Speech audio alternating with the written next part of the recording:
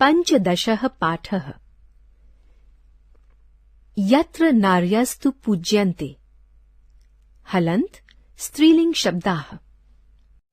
अस्माकं भारतीय संस्कृतौ नारीणां भूमिका महत्वपूर्णा वर्तते।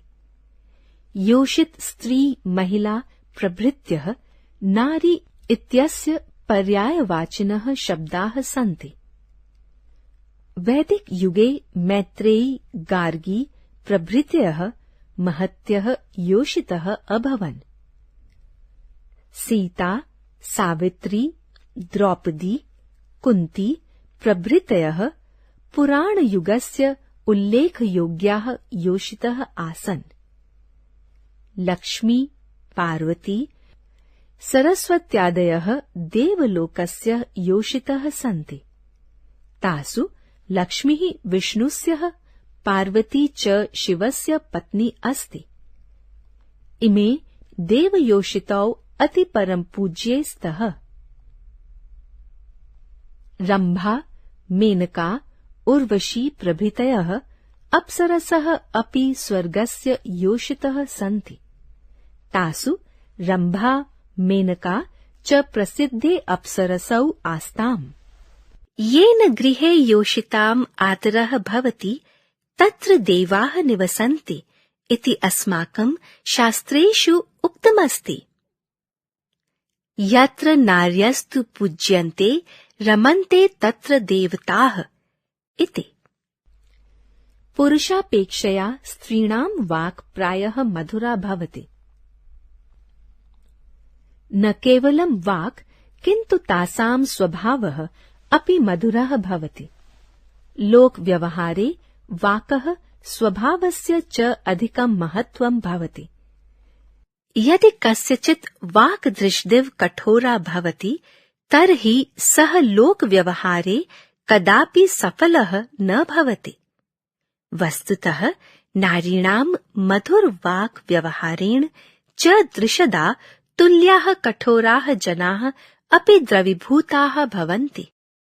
समाजे नारी बहवीष भूमिकासु तिष्ठते अभिनीत मातृरूपेण, क्वापि भगिनीरूपेण, क्वापि च जायारूपेण। परन्तु एतासु भूमिकासु तस्याः मातृभूमिका सर्वोपरि परिगणिताः भवति। अस्यां भूमिकायां सा सन्ततिभ्यः आशिषः प्रयच्छते। मातुः आशिषः सन्तानानां सर्वं कार्यं साधयन्ति। कुन्त्याः आशीर्भिः पाण्डवाः महाभारतयुद्धे विजयिनः अभवन्। नारीणाम् आशिः न केवल स्वसन्ततीनां कृते अपितु अपरेषां कृते अपि भवति। गान्धारी दुर्योधनाय आशिः प्रदानसमये अक्षतमस्तु पुण्यं जगति धर्मस्य भवतु जयः इति उक्तवती। पाण्डवानां पक्षे धर्मः आसीत्, अतएव पाण्डवाः विजयिनः अभवन्। नारीणाम् आशीर्भिः सन्तानानां जीवनस्य दिश निर्धारिता भवति। उत्तमां दिशा प्राप्य ते जीवने उन्नतिं कर्तुम् अर्हन्ति। हमारी भारतीय संस्कृति में स्त्रियों की भूमिका महत्वपूर्ण है। योषित स्त्री महिला आदि नारी के समानार्थी शब्द हैं। वैदिक युग में मैत्रेयी गार्गी आदि स्त्रियां हुईं। सीता सावित्री द्रौपदी कुंती आदि प्राचीन युग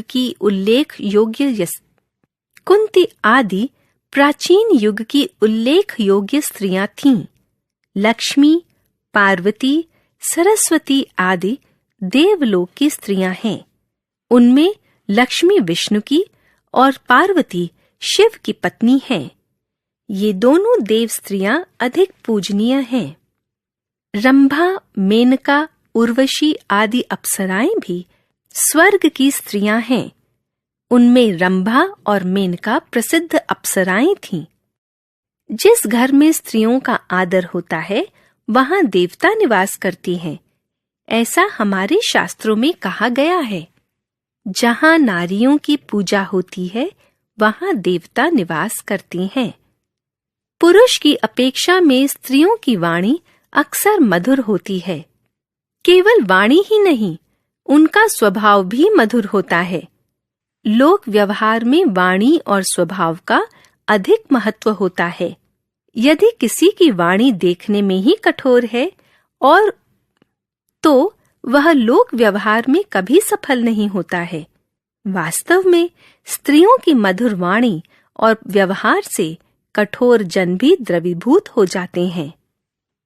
समाज में स्त्री अनेक भूमिकाओं में रहती है, कहीं माता के रूप में, कहीं बहन के रूप में और कहीं जाया के रूप में।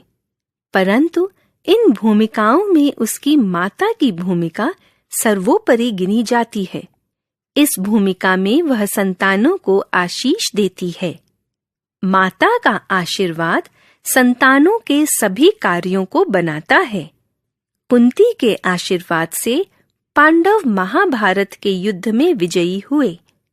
स्त्रियों का आशीष न केवल अपनी संतानों के लिए बल्कि दूसरों के लिए भी होता है।